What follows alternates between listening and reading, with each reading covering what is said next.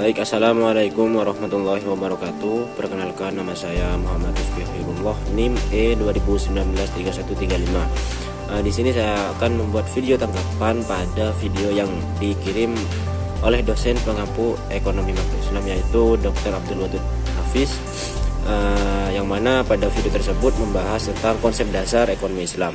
Nah, dalam video tersebut sudah dijelaskan bahwa ada dua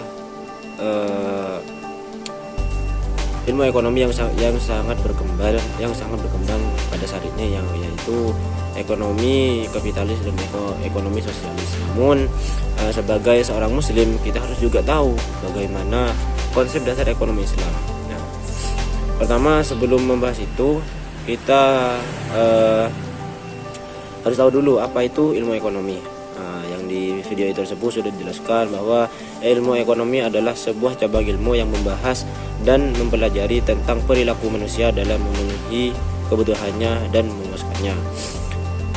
Lalu dalam ekonomi Islam, definisi ekonomi Islam itu sendiri, yaitu ekonomi Islam adalah ilmu ekonomi, sebuah cabang ilmu yang membahas dan mempelajari tentang perilaku manusia dalam memenuhi kebutuhannya dan memuaskannya untuk mencapai falah berdasarkan pada prinsip-prinsip dan nilai-nilai Al-Quran, As-Sunnah, Ijma, dan Qiyas.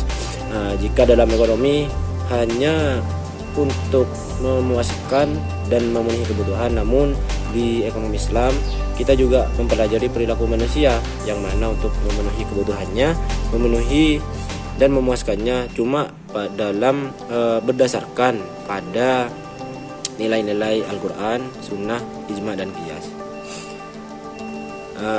Lalu apa sih bedanya ekonomi Islam, ekonomi kapitalis, dan sosialis? Pada video yang Bapak dosen kirimkan, di situ ada 5 perbedaan antara ekonomi Islam, kapitalis, dan sosialis. Yang pertama yaitu ekonomi Islam bersumber dari Al-Quran, As-Sunnah, ijtihad ulama.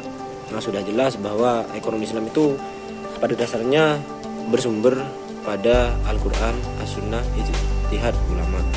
Yang kedua, ekonomi kapitalis dan sosialis itu juga bersumber dari pemikiran dan pengalaman manusia. Pada ekonomi sosialis pun begitu. Yang kedua yaitu kompetisi dikontrol oleh syariat Islam. Sedangkan kapitalis, kompetisi usaha bebas dan melahirkan monopoli.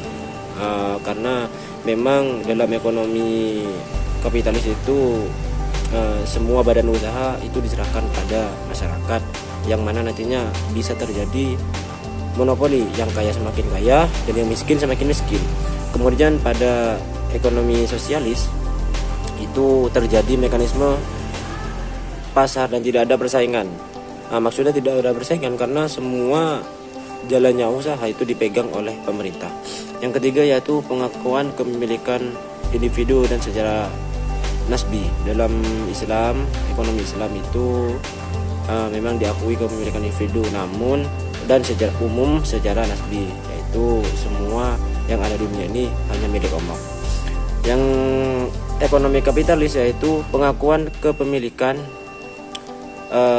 secara individu atau bebas.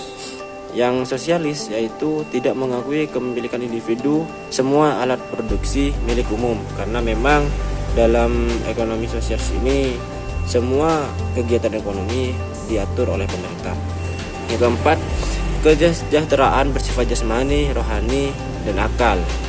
Di kapitalis, kesejahteraan bersifat jasmani belaka, dan juga dalam sosialis hanya bersifat jasmani belaka.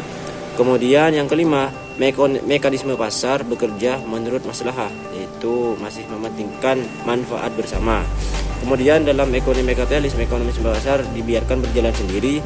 Lalu ekonomi sosialis dijalankan lewat perencanaan pusat oleh pemerintah. Sumber ekonomi Islam yaitu sudah jelas bahwa yang pertama yaitu Al-Quran, yang kedua itu As-Sunnah, yang ketiga yaitu Ijma, dan yang keempat yaitu adalah Qiyas. Lalu dasar-dasar ekonomi Islam, yang pertama yaitu adalah Tauhid atau keesaan Allah. Yang kedua yaitu As-Siddiq dan amanah, yaitu kejujuran serta tanggung jawab. Yang ketiga yaitu mengakui hak milik individu dan umum. Yang keempat yaitu adalah keadilan. Yang kelima yaitu adalah keseimbangan. Yang keenam yaitu tolong menolong. Dalam ekonomi Islam, setiap tindakan ekonomi, setiap usaha ekonomi yaitu harus bebas dari yang pertama yaitu maisir, yang kedua yaitu gharar, yang ketiga yaitu riba. Kemudian karakteristik ekonomi Islam. Yang pertama, ekonomi Islam terikat dengan akidah, syariah dan akhlak. Yang kedua, harta kepunyaan Allah dan manusia sebagai khalifah di bumi. Yang keempat, larangan maisir, gharar dan riba. Yang keempat yaitu keadilan dan keseimbangan dalam melindungi kepentingan individu dan masyarakat umum. Yang kelima, keseimbangan antara kerohanian dan kebendaan. Yang keenam yaitu bimbingan konsumsi. Yang ketujuh, petunjuk investasi. Yang kedelapan, yang terakhir yaitu zakat. Mungkin sekian video tanggapan dari saya, kurang lebihnya mohon maaf. Wallahul muwaffiq ila aqwamit thoriq. Wassalamualaikum warahmatullahi wabarakatuh.